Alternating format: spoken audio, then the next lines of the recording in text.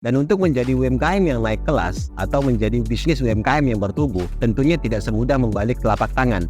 Ada tahapan-tahapan, kemudian ada panduan-panduan yang perlu kita ikuti. Ibarat kalau seandainya kita di sekolah, kita menjelang kenaikan kelas, kita tentunya selalu diberi soal-soal ulangan. Dan yang akan saya sharing kepada teman-teman semua kali ini adalah kunci jawaban dari soal-soal itu, sehingga teman-teman bisa menjadi bisnis UMKM yang naik kelas secara berkualitas. Tuh, jadi ngerti kan? Ternyata istilah UMKM tidak hanya sekedar usaha mikro, kecil, dan menengah. Nah, istilah UMKM bisa juga kita tafsirkan untuk yang lebih luas. Bahkan istilah UMKM bisa kita gunakan sebagai panduan bisnis atau step by step atau langkah strategis di dalam menjalankan bisnis UMKM tersebut. Saya yakin banyak yang belum tahu tentang hal ini, maka kita di kesempatan kali ini akan membahas ini secara detail. Apa saja yang bisa kita jadikan panduan atau bisa kita jadikan langkah strategis dari sebuah bisnis UMKM melalui istilah UMKM itu tersebut. Ada 4 hal yang harus teman-teman ketahui, dan 4 hal ini harus dimiliki oleh bisnis teman-teman. Langkah strategis yang pertama adalah U. U itu adalah unik.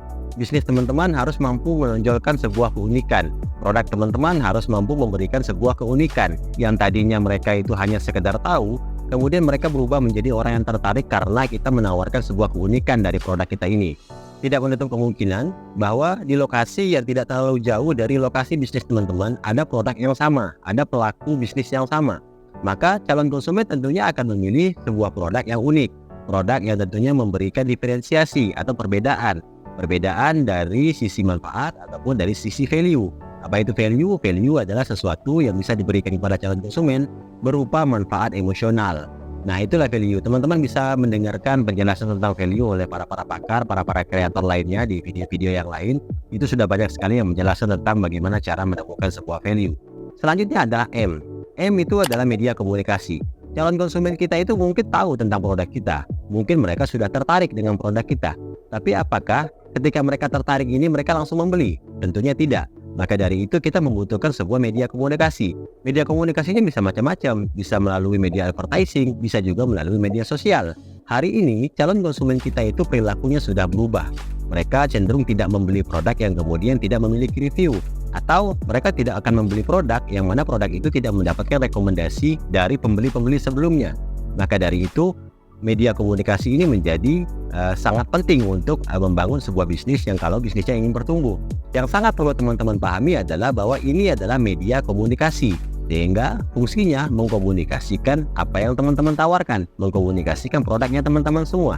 Yang pastinya kalau kita bicara tentang komunikasi online, teman-teman harus bikin konten. Kontennya harus baik, kontennya harus kreatif, kontennya harus membuat orang bertahan untuk melihat, kontennya harus memancing orang untuk semakin tertarik. Yang perlu teman-teman ingat juga bahwa calon konsumen kita di online, mereka akan senang untuk tanya-tanya, mereka akan senang untuk direspon dengan cepat. Maka dari itu berkomunikasilah dengan mereka secara online dengan baik. Kalaupun mereka misalkan memberikan respon, berikan respon balik yang cepat. Kemudian ketika mereka tanya-tanya, jangan bosan untuk menjawab pertanyaan-pertanyaan mereka. Dengan begitu, mereka yang tadinya baru tertarik, dengan kita melakukan feedback yang baik kepada mereka, melakukan feedback yang cepat kepada mereka, apa yang mereka tanyakan kita jawab, apa yang mereka ingin sampaikan kita respon dengan baik, itu bisa menjadi first impression, kesan pertama, yang membuat mereka kemudian semakin yakin dan mereka kemudian melakukan action atau melakukan pembelian.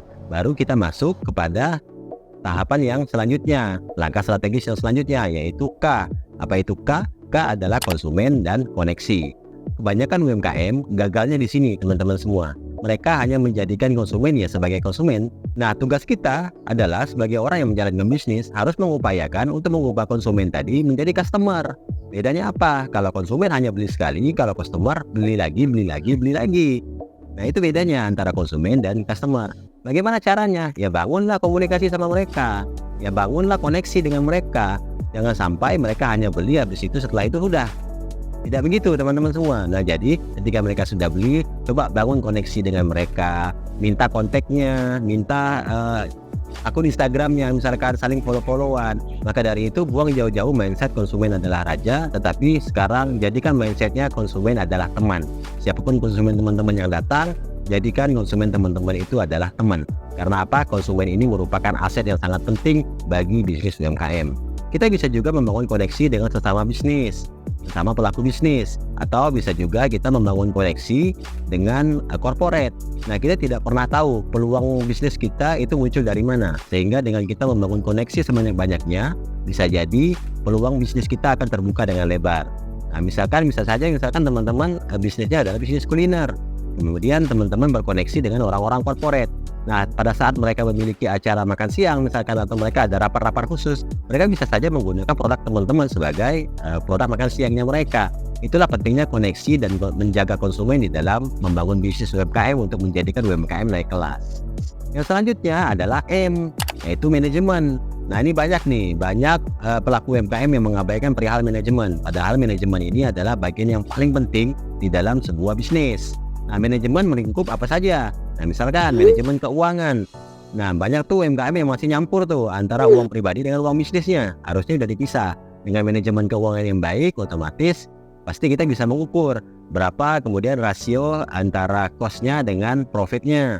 Berapa kemudian kita bisa mengukur juga berapa pengeluaran dan kemudian berapa pemasukannya. Atau bisa juga ketika teman-teman punya karyawan, teman-teman terapkan manajemen SDM. Berapa karyawan yang kita butuhkan untuk ukuran bisnis kita, kemudian bagaimana cara karyawan melayani konsumen yang datang, dan banyak lagi lah ya terkait manajemen SDM. Nah, apalagi kemudian manajemen produksinya. Nah, siapa suppliernya teman-teman, bagaimana produksinya, waktu produksinya berapa lama, kira-kira antara permintaan sama penyediaan barang teman-teman itu jauh nggak jaraknya, atau kira-kira produknya teman-teman ini mampu memenuhi kebutuhan pasar yang semakin hari semakin tinggi nggak. Nah, manajemen produksi ini perlu dikontrol teman-teman semua. Nah, kemudian apalagi yang paling penting adalah manajemen pemasaran. Nah, bagaimana teknik pemasarannya, media pemasaran apa yang dipilih, kemudian berapa budget pemasarannya. Kalau budget pemasarannya kecil, kita menggunakan metode pemasaran apa. Nah, ini banyak ya, teman-teman bisa tonton para kreator yang lain, mereka banyak sekali membahas tentang manajemen bisnis ini. Kemudian apalagi manajemen distribusi misalkan. Nah, produk teman-teman ini mudah ditemuin apa enggak? Kira-kira kalau mau beli harus susah payah atau gampang nih?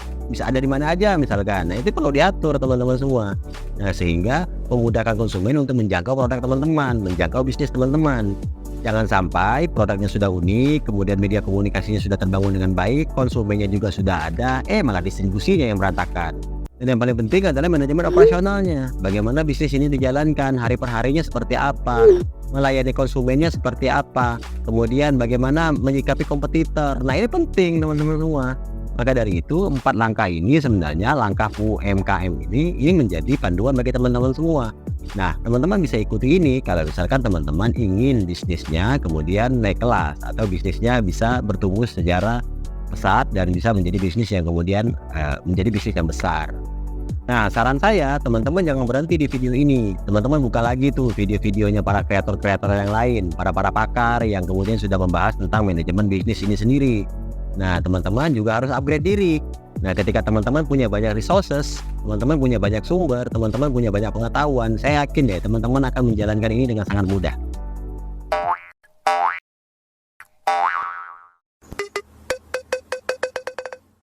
Tuh, jadi ngerti